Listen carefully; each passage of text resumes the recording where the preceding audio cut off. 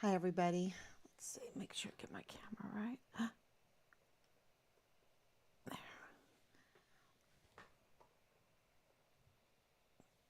Okay.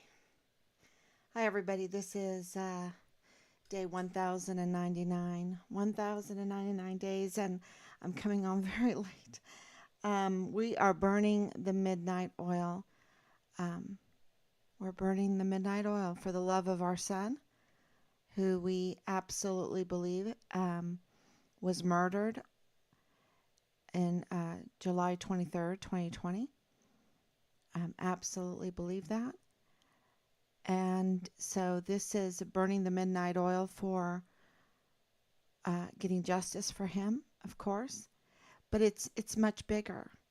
It's to expose the dereliction of duty, the criminality, the our institutions working outside of the law, our military being led by 44 four-star generals and admirals that have betrayed us, that are kowtowing to foreign and domestic enemies instead of honoring their oath of office, the uniforms that they wear, the medals that they adorn their uniforms with, the stars that give them so much privilege, that give them security, that give them large offices, big staffs, um, housing, retirement, all kinds of benefits, future jobs, future CEO jobs.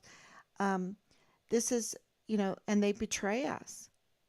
And then yet they demand to have everything that we provide for them while they are betraying us and laughing behind our back, laughing how foolish the American people are. Um, we are, they are funding us. It's their dime, and we're doing the work for foreign and domestic enemies. Really, it's diabolical. It's full of malice to do us harm. And through this whole, and I should go to Facebook to make sure that I'm on and everybody can hear me. But, and they're painting a picture of themselves. I'm not painting it. They have done it. And the American people are waking up. Look at that. That's amazing. A picture taken yesterday in Brazil of the moon. Wow. I'm just opening up Facebook and I'm seeing this amazing picture that I cannot ignore. I cannot ignore. Okay.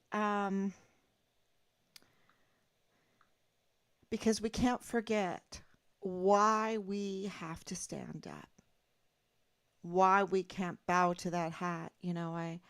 I did that McGuffey's lesson for William Tell. Well, where William Tell would not bow to the hat of the Austrian leadership, and for that they retaliated against him, of course, attacking his family, taking his son, putting an apple on his son's head, and making him shoot an arrow at his son. And that story is very famous. And so he defended Switzerland, the authority of Switzerland over Austria. It's a tale. We don't know. There's a lot of information about that legend, and I just think it is like Pilgrim's Progress. It tells us that what we're up against and what doing the right thing will bring us. It's so worth it because participating in the Vanity Fair pollutes our everything, including our children. And that's why we have a huge problem with pedophilia today, with the drug issues, with the health issues, with the relationship issues with our children. And it's because of, I believe, not standing up against the perpetrators, not doing the right thing. So Richard stood up. He learned those lessons of William Tell from homeschooling, and he stood up to the criminality within Fort Bliss, within his unit in the El Paso area, the what was going on there, and he was retaliated against clearly. When you are making reports to CPS and the CPS has infiltrators, when you're making reports to CID and the CID has infiltrators, conflicts of interest everywhere, and that the director of emergency services, the chief of security, it's like a dual hat, I guess, chief of security there for Fort Bliss is participating in the Vanity Fair and then declares it in a letter that we just posted. Declares how it intentionally is interfering with our son's case. And I think this is huge. And we discussed if we should share the letter publicly to everybody. And because it seems like everybody's impotent because they're too busy listening to these 44 four-star generals. They're so afraid, you see. They're afraid for their to lose their position, to lose their retirement. And so they want to listen to these 44 four-star generals who have betrayed us, that are working, servicing foreign and domestic enemies, and others, even others within our government, within our parties, within our Congress, and they don't want to be retaliated against. Look at our key witness. People that are paying attention, they watch this and they're like, wow, a person in authority, an officer of the court, is doing the right thing, and they are trying to retaliate against a key witness in a missing soldier's case. This is a Guillen situation, y'all. It's very clear from the beginning that something was so stinky that now we know that with Richard's murder and dismemberment and body parts, partial remains being found, fragmented remains being found, them hiding it, us getting information about them hiding it. I'm still not doing what I'm supposed to be doing. It's very clear that this is a Guillen situation. And so thank you, Anicia. Never giving up. We're not, and Anicia could tell you from the beginning the distance that we have gone as far as exposing one thing after the other. We never in our wildest dreams believed this was a Guillen situation, but now we look back after finding out one thing after the other, exposing one thing after the other. The first things that we were doing was just to address the smear campaign that was launched on Richard and debunking them, debunking it. This attempt to label him as a suicide, we debunked that because of the hospital stay that he had clearly was a wound of defense, not any self inflicted wound, but a wound of defense. Um, and that was very clear.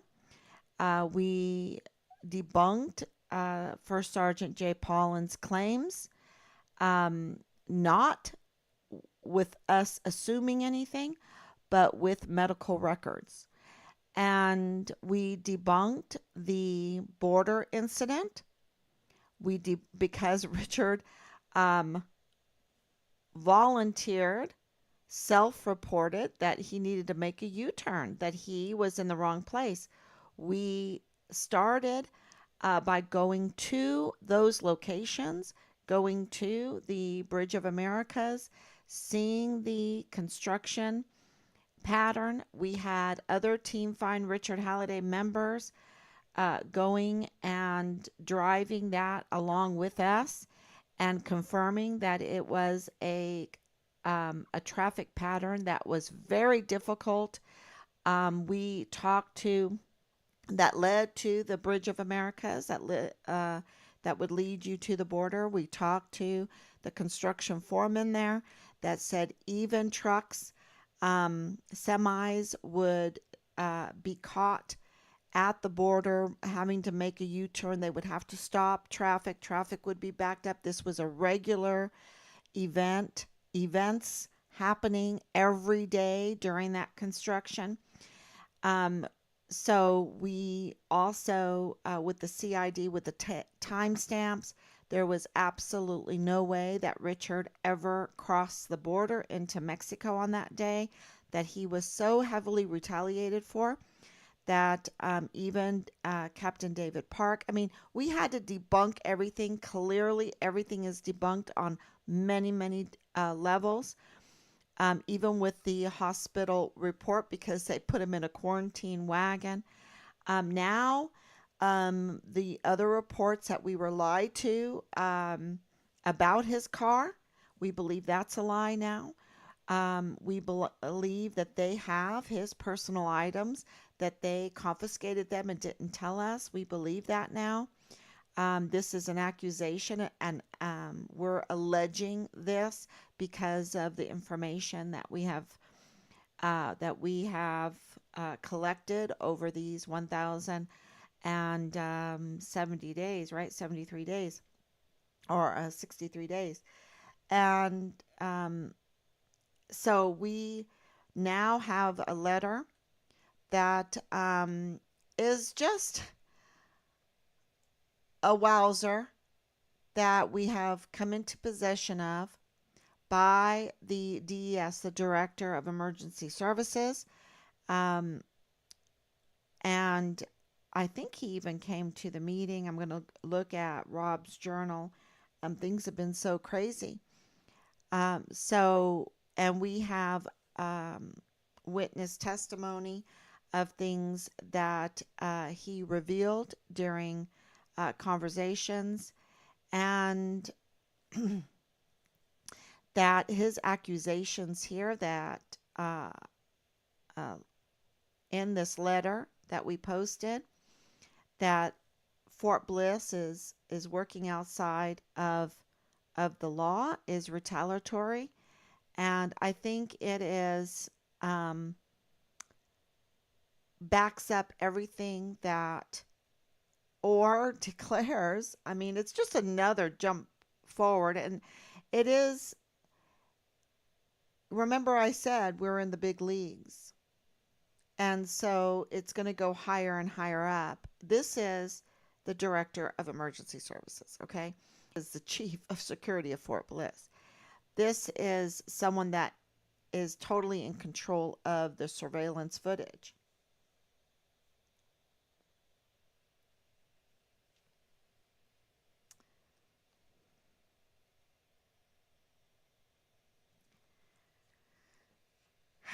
So this is, um, accusing Major General Eisenhower of retaliatory, illegal crimes, really. That's what this is, because he is obstructing justice in Richard Halliday's case. And so he needs to, um, I don't know what he's going to do. I don't know what he's going to do. What would you do if you were a two-star general in charge of the commanding general of Fort Bliss, and you have the director of emergency services um, that has been there for 15 years, right after he retires? And that's why we can share this letter, okay? The reason why we can share this letter is he did not write it while he was the director of emergency services, okay? Um, and I have to say, I just saw an error here that I must have wrote department, and I should have wrote director.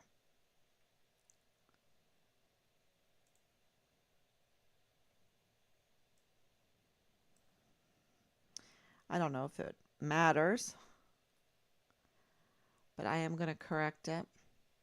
So Thomas Kane is in this neck deep because he did have the access to all the surveillance footage and even to the hidden surveillance footage. Y'all, they have a lot of cameras on Fort Bliss. This is a very important military installation, and they said they had no footage. Okay, and then we had to beg and beg for footage, um, and then they uh, said they'll look at a little bit, a few hours. Come on, this is a missing soldier that absolutely, in their eyes, they knew who he was. We didn't know that he was a whistleblower, right? We did not know that Leilani Hart was in control of, you know, persuading or whatever the sex cult was doing to the CID, to the DES, the Director of Emergency Services, to the JAG, to the command, to, we didn't know this stuff was going on, but we did know that there were leaks. And at the meeting, we told them there are leaks coming out of CID. We knew this early on.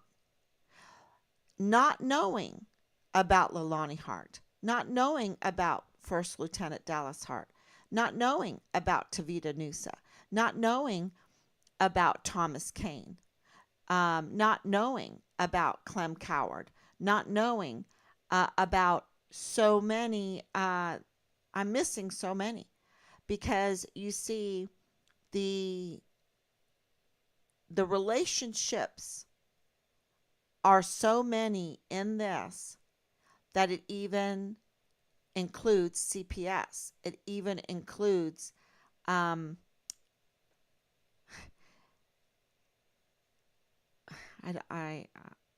thinking if I should say what I want to say. Maybe I should hold off until Monday because other things are going to be revealed Monday. Okay? We're going to this letter is just the tip of the iceberg. And we have been accused, well, we have been bullied that we don't have hard evidence, that we don't have hard facts, and we have so much. But the fact is that our son is the Vanessa Guillen first absent soldier. Underneath that Vanessa Guillen absent soldier flowchart, right? That new one. He's the CONUS Dust 1 missing soldier, the very first one. Her remains brutally battered and burnt and cut up and whatnot, what they did to it, what they did to her, um, were found at the beginning of July. Well, they were found at the very end of June, but declared at the beginning of July. And then Richard goes missing July 23rd. And nothing goes swiftly with our government. And so when Richard went missing, things were just getting going on. I mean, everything was in chaos because of the Guillen situation. Well, Richard is another Guillen situation. And what their response was, okay, we're going to hide this. We're going to hide this. Two Guillen situations, boom, boom. We're going to hide this. We're going to, they say they want to protect the institution. No, they want to protect their retirement. They want to protect their future CEO jobs. They want to protect their jobs. They want to protect their privileges. That's what they want to protect. And if that means disregarding a human life, the rule of law, retaliation, a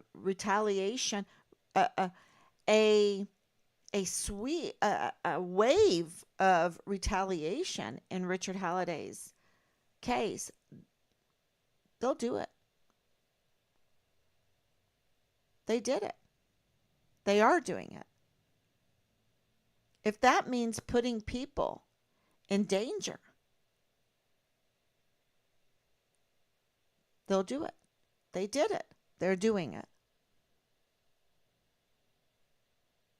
And this letter is because I don't think it declares the innocence of Thomas Kane. You have to understand, we're at 1,099 days. We've come a long way. He could have come forward at the very beginning, at the meeting with Lieutenant General Donna Martin in civilian clothing, sitting in the middle of the room in Indian style, saying, "Oh, I want to hear about Richard," while behind our back, they knew that Richard was a whistleblower and that they were having to cover up the Guillen situation times two. The Guillen situation and Richard Halliday's situation of being brutally murdered, protecting the criminal syndicate there. They had to get rid of him and dismembering him. You know, you didn't want to find his remains, so they disseminated it.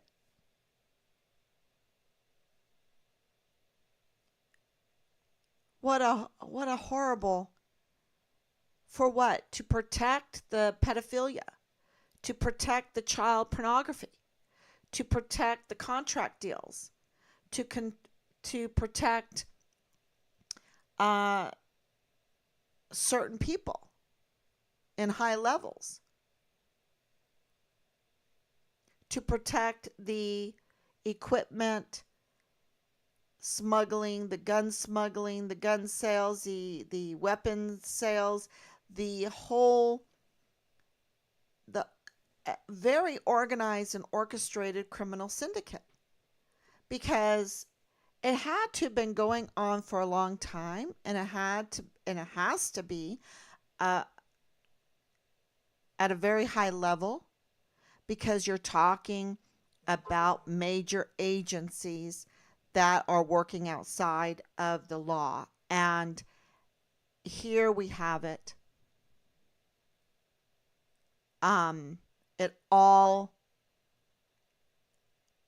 is starting to come unraveled, and we can see it clearly by Thomas Kane. And this needed to get out, because by himself, like, we wrote him a letter the beginning of June, okay? June 9th, specifically June 9th. We wrote him a letter. And every one of our letters is a pleading for them to do the right thing. We have written so many letters to so many pleading. And I'm still getting people writing me saying, have you contacted Texas EquiSearch? Yeah. It's a repeat. Have you done this? Have you done this? We have. We have. And I thank you so much for staying in tune. And every time I get a message like that, I thank God. I don't get frustrated. I thank God. Because people know that we as taxpayers should get something for our tax money. And we're not. We're not. So we have to resort to a privately funded group, Texas EquiSearch, a Christian group, Texas EquiSearch, to get help. That tells you something. People understand that we're getting took. That CPS is in trouble. That the security of Fort Bliss is in trouble. That the generals, well, with generals like this, who needs enemies? Who needs enemies? That the DA is like a Pontius Pilate. I'm going to wash my hands of this and say this has nothing to do with me. This has everything to do with Fort Bliss. I'll let Fort Bliss handle it, which is a lie. The AG, same way. And, so we have to, I'm still getting messages. Have you contacted Texas EquiSearch? So people understand that Texas EquiSearch, this is a commercial, a plug for Texas EquiSearch. That the people of Texas know that they need to go to Texas EquiSearch to get help. So if you want to know who to donate to, you need to donate to Texas EquiSearch. Because people don't say, oh, did you go and talk to Major General Eisenhower to get help?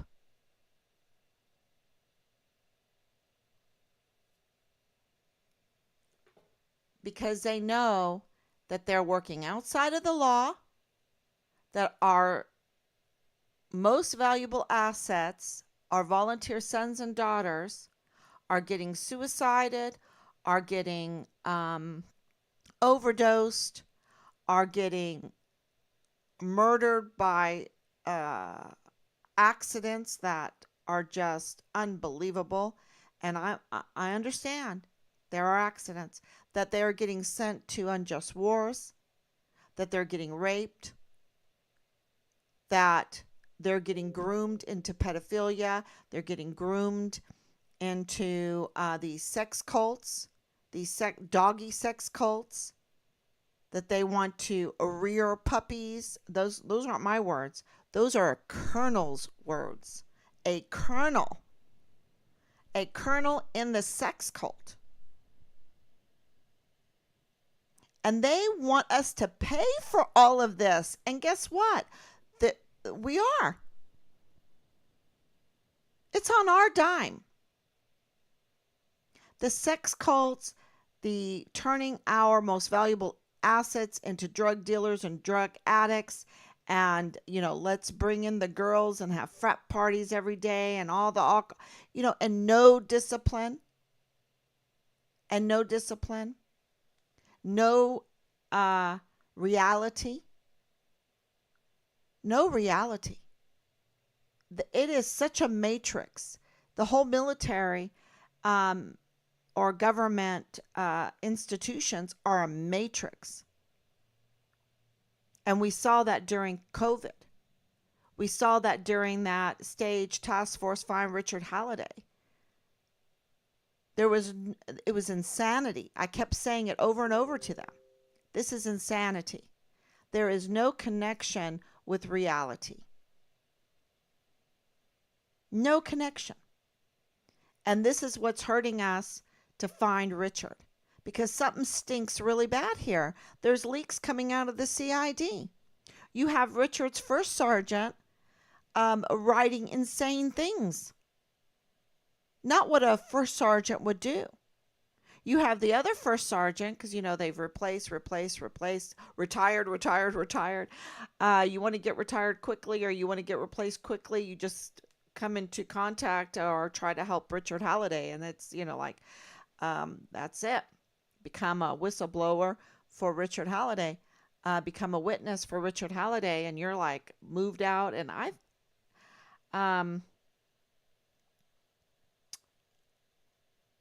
Robert Shook, the judge, the illegal search in our house, the lying to us about the warrants, the type of warrants, the number of warrants,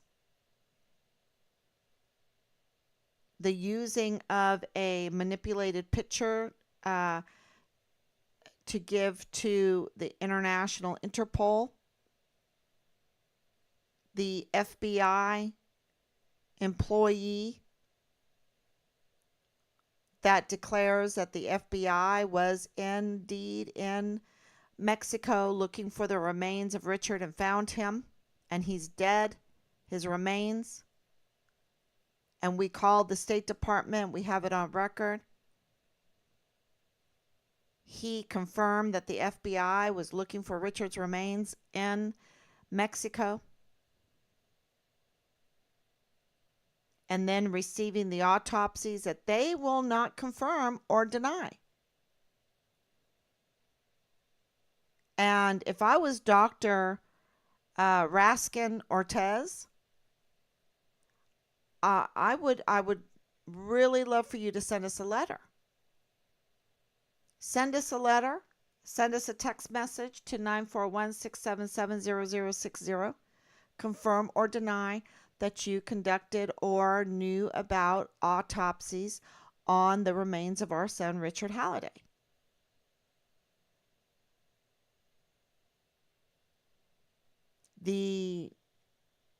This letter, and you can read it, accuses the commanding general of Fort Bliss of working outside of the law, being retaliatory, illegally interfering with the investigation of Richard Halliday, PFC Richard Halliday. The disappearance, the investigation into the disappearance of PFC Richard Halliday. This is not just anybody. This is the director of emergency services. This is serious.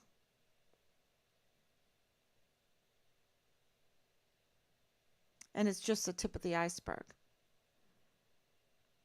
We have been working with the system for so long now, 1,063 days. We have been trying to work with the system. And, our greatest strength is you, the people, the watchers, the sharers, the ones that talk about Richard, the media, the true media. That's why during COVID, they wanted to manipulate the election, and they had to lock you in so you wouldn't talk about it. It's the same SOP. You cannot go to the pub. You cannot Go and work out and talk. Go for walks with people. Be 6 feet within each other and talk about what is going on in the world today and work it out. Work it out. Discuss it. They wanted your mind to be focused on fear, on some kind of made up, viruses. I'm sorry, viruses are all made up. A true exosome or a virus is not living. It's not a living thing. So that whole thing, and that's been proven, and they're still trying to push this narrative to make people afraid. But we spent hours and hours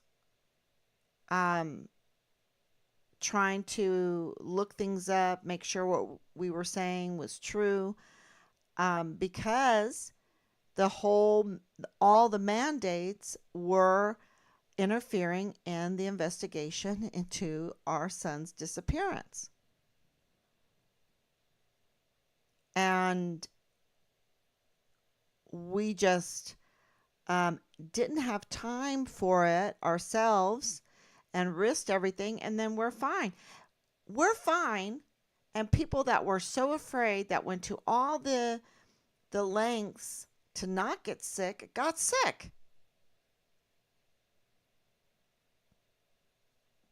Very ill.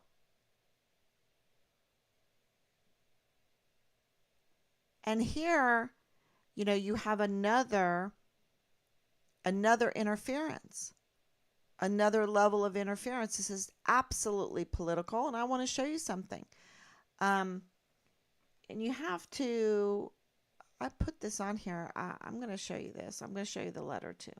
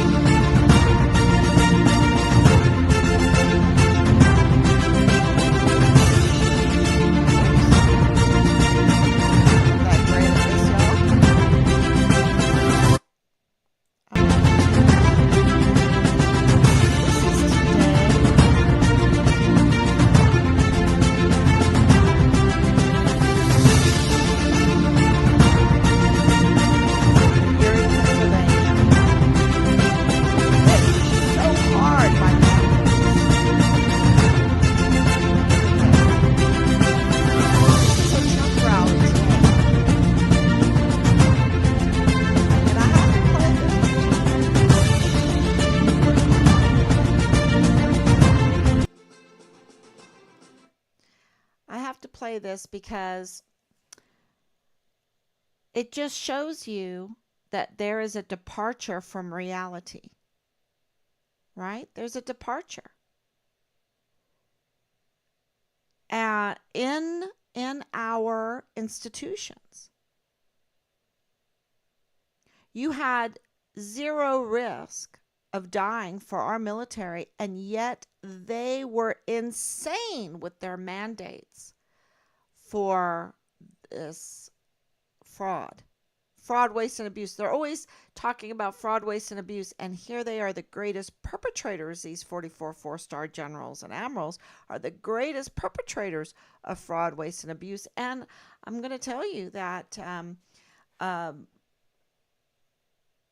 Tom Kane admitted to that too, fraud, waste, and abuse. And they perpetrated just this whole false narrative around Richard, that he was some kind of Al Capone dealing with whatever. And I'm like, okay, where's the fancy car? That's not there. Where's any kind of fancy anything? That's not there. That's not there. Where are the bank accounts? It's not there. Where is any proof? It's not there. There's nothing there. There's nothing there. He looks so clean. He's so clean. He's my saint. That's why I made the the saint icon of him because I was so overwhelmed with how remarkable Richard stood up to the assault on the minds and the bodies of our most valuable assets within the military, hearing about um, everything going on. I was just like, wow, Richard, you did so great. You did so great. And he even, in all of that, because people are watching, you have an officer of the court doing the right thing, making a CID complaint, making an FBI complaint, writing the complaint to Lieutenant General Sean Bernabe, who was the commanding general of Fort Bliss at the time, right? The beginning January of 2022. And look at what they, wow, right? And so they do that to him. Look at what they did to Richard. And people watch this and they're like, well, I'm shaking. I don't, it's between you and Bliss. It's between you and Bliss. Remember the paralegal?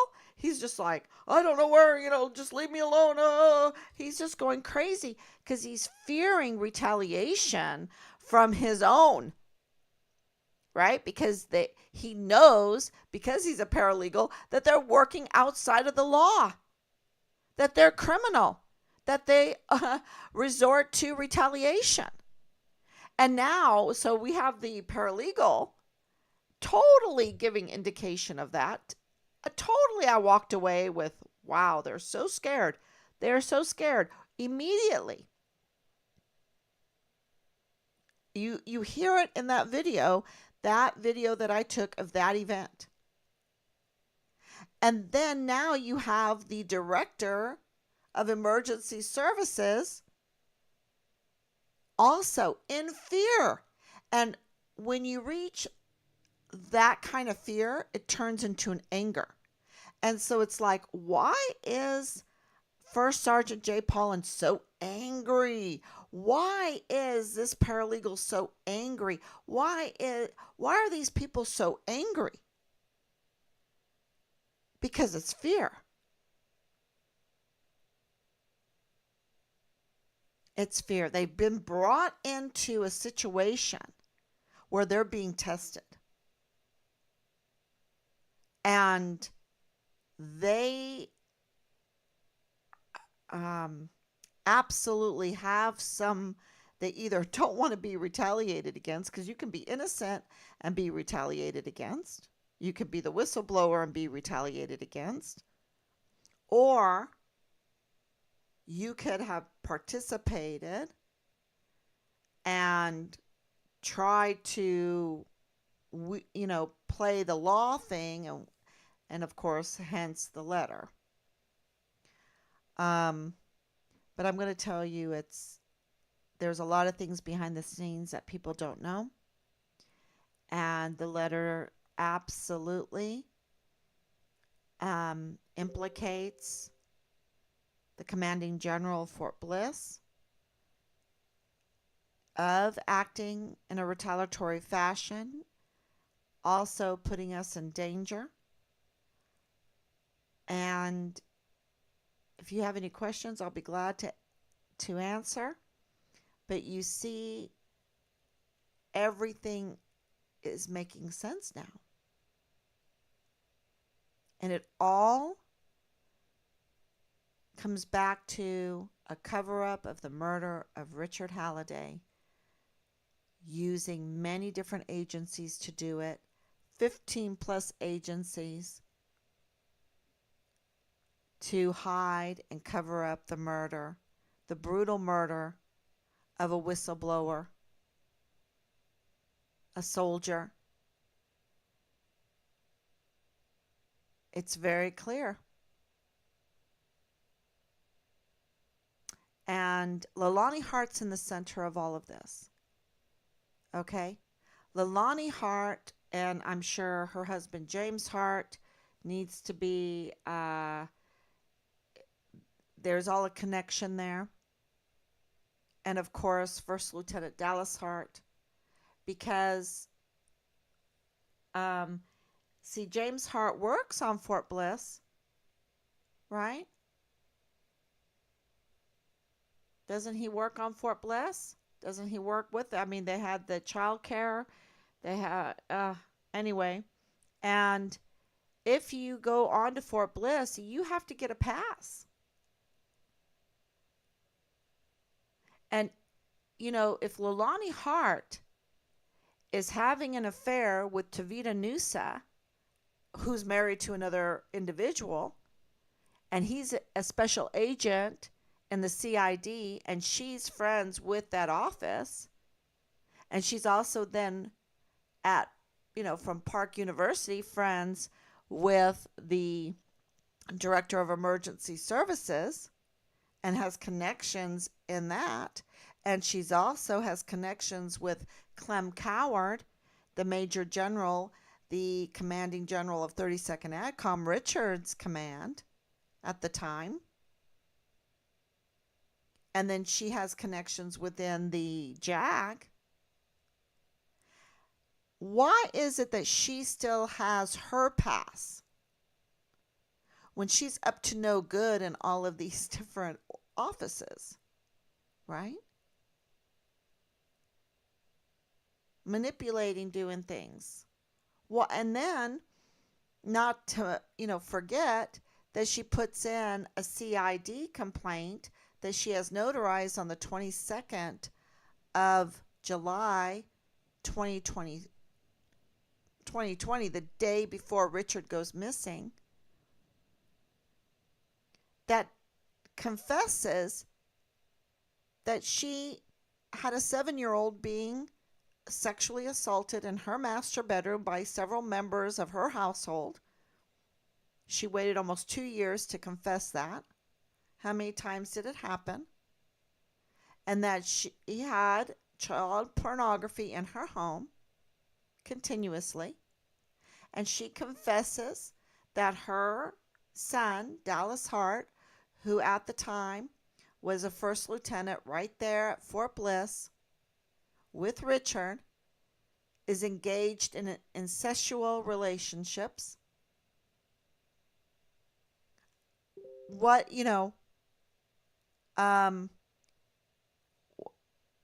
why is it that there's not an investigation into all of those different connections? What power is there? What common denominator is there in all of this that allows for her to have, because she was creating a lot of trouble at Park University, okay? That I think they barred her from going into those buildings, being around Park University, because Park University is on Fort Bliss, I believe. They have a small campus off of Fort Bliss, but I think their main building is there, or facility is there on Fort Bliss. And they barred her from being anywhere near Park University because she ruined at least one life that I'm aware of.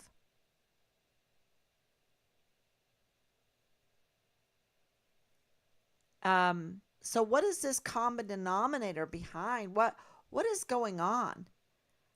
It's like, does she have dirt on all these people? What's going on? And why did she, Richard's reporting, what did Richard report about her? What did Richard report about First Lieutenant Dallas Hart? That she feels she has to, maybe she has to distance herself from the child pornography, from her son that's in an incestuous relationship. What's going on that she has to distance herself from, a child being sexually assaulted in her master bedroom, that she has to confess these things. Why isn't Fort Bliss talking about this? Why isn't El Paso talking about this? Do we want to cover up, or do we want to say God's children are not for sale?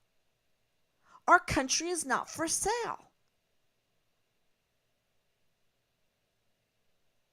What our institutions are not for sale. Our volunteer sons and daughters are not your playthings. I don't understand why Fort Bliss um, is meddling in this to protect this situation. How deep are they with the 85,000 unaccounted for minors? How deep are they with the pedophilia? How deep are they with the child porn? How deep are they with the illegal arms sales or gun smuggling, or how deep are they with the contracts, the building contracts and stuff? How deep are they with this investment LLC?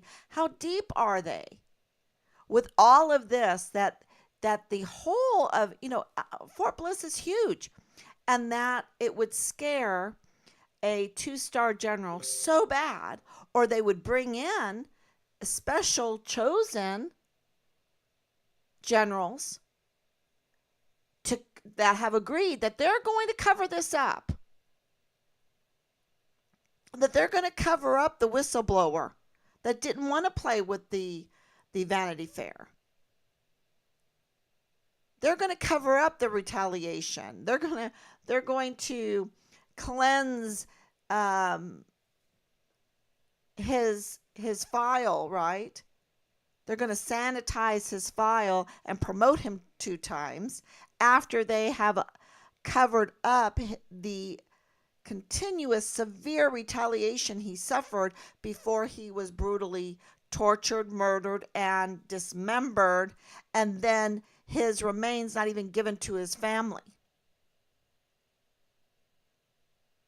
So this is what Sean Bernabe was sent there to cover up and get a star for? Is that what was happening there? Because let me tell you, he didn't get in trouble for the 11 soldiers that were drinking out of a sealet that ended up in the hospital. A lot of them ended up in the hospital with antifreeze poisoning. That you don't recover from that real good, because this sealet was supposed to be a grog, and they were in the field, and they never released the ages of these soldiers because so many of them, I'm sure, had not reached the age of 21 yet. He didn't get in trouble for Asia Graham being raped, her being a whistleblower for her rape, and then her ending up dead in the barracks, propped up against the wall. He didn't get in trouble for that. He wasn't held accountable for that. And now we have all this other stuff going on over and over. Where is the accountability for our generals? Why? There must be so much lawlessness that the 44 4-star generals are willing to tolerate or put in place generals to perpetuate the lawlessness. Because that's exactly what they're doing. What is obstruction of justice? What is denying due process? What is all the other cases that are showing up? A 14-year-old girl living in the barracks. Who is this Richard Walsh? Because you know what? I'm at the point where I would really like to hear his story, because the retaliation is so crazy. I wonder if this was a setup job. Because I know some things about this young girl and who she belonged to. And this is why we are put in danger, because we are so out there. People send us information. And they know that most of the time, I'm not going to be silent about it because I don't want um, Richard Huberte Carlos Walsh to be falsely accused when something else is going on. But the point of that is that the responses to that crime were, oh, that happens all the time. There's people living in the barracks all the time. There's frat parties going on.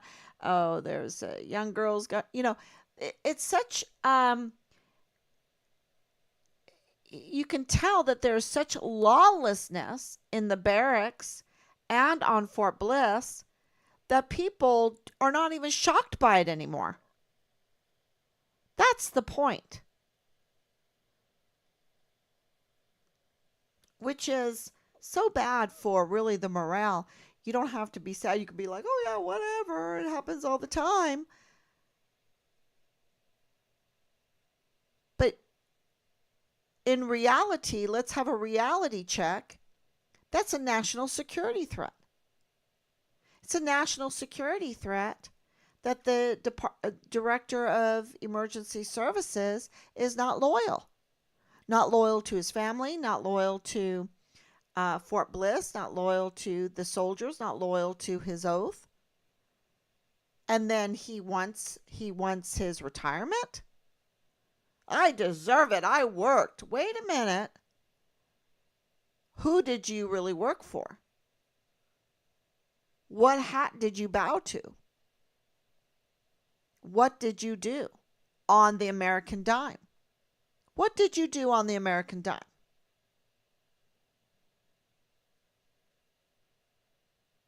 And I appreciate letting Major General Eisenhower know that he is working outside of the law. But there's more to the story, right? Just like with Richard Humberto Carlos Walsh, there's more to the story. And we don't have a media that is doing their job. We don't have a PAO that's doing their job. And, then we get retaliated because they have dragged our son's case on so long that now we have gotten all this other information from other cases and from the inner workings of Fort Bliss. Now we're in the big leagues where before we were just, please just, can you tell us what happened to our son and give us our son? Are you ready to hear about your son? They are like, are you ready to go into the matrix to accept the narrative that we want to give you? No, we want reality. We want reality, not insanity. We want to truly hear about our son. And so it has taken us so long, and I'm sure that there are parts and pieces in there that might be not in the right place that they can straighten out for us. But even in that distorted puzzle, we know that Richard absolutely whistleblower, retaliated, murdered, and his remains hidden from us. Hidden from us, meaning the American people. Because not only is Richard our son, and we have our invested love in him, our invested duty in him, but he is an American soldier. He belongs to the people of these United States. And what happens to him matters to everybody. Because if we don't care about our service members, then we're saying we don't care about our defense.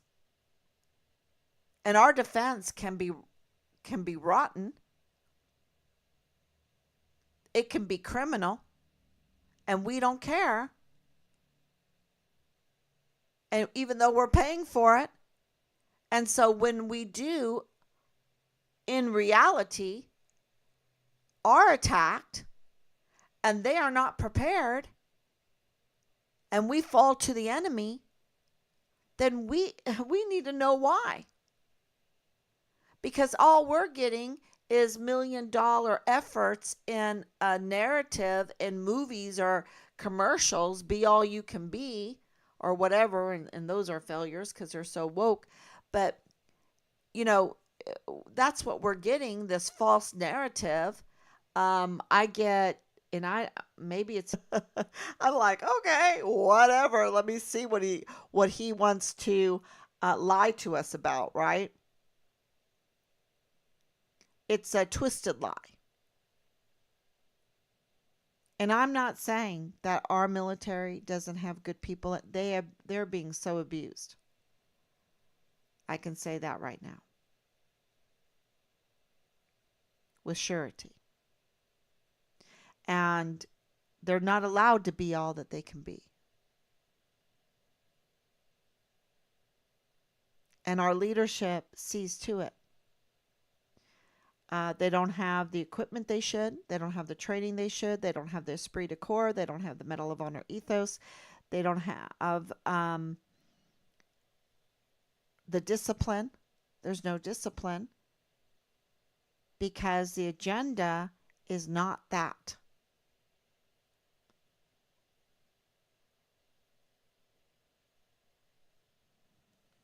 And I think that every service member who cares about that should express that. And I think there's a lot of them. I'm getting a lot. And so this is more than just Richard, but absolutely about Richard. He did a remarkable thing, and we have to fight for justice for him. And we have to get his remains. And I think we've almost cleared his name. And why do I say that? Because they had to scrub his file. They had to sanitize it and then promote him twice.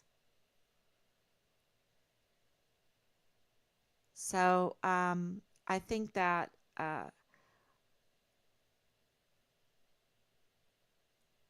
his character has been just about cleared of all of the smear campaigns that they put against him. And who did that? Who put forth the smear campaigns? It was the law enforcement agencies. They're the ones that perpetrated the smear campaign from the command. From the command. And from their connections, from their conflicts of interest. The keyboard warriors that these agencies employ,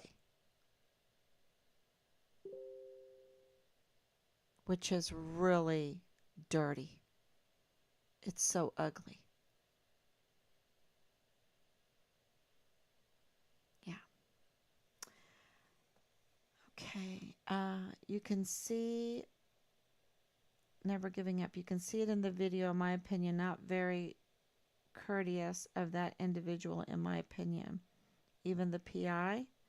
Yes, the PI seemed to not be working to look for Richard, in my opinion. God's children are not for sale. No, the PI was absolutely, in my opinion, and Rob's opinion, and many in Team Find Richard, I think all in Team Find Richard Halliday. I haven't heard any naysayers. Absolutely believe that the PI was compromised. That was a set-up job by Sergeant Major Hardy Hay. That was asymmetric warfare tactics. That was TRADOC. That was military operations. Um, and you know that our media is uh, is controlled also because they use our military. They can do their business plans and they know that the American people will pay, that they will pay for it. So they use the military. And it's a big criminal syndicate, y'all. And Richard called it out. I don't know to what extent we're finding it out. We're finding it out. Okay, thank you, everyone. I know this is really late tonight. Um, and I just want to say thank you so much for coming on and, getting us through this. Every day is new information. So thank you. God bless you. And I will be back tomorrow, God willing.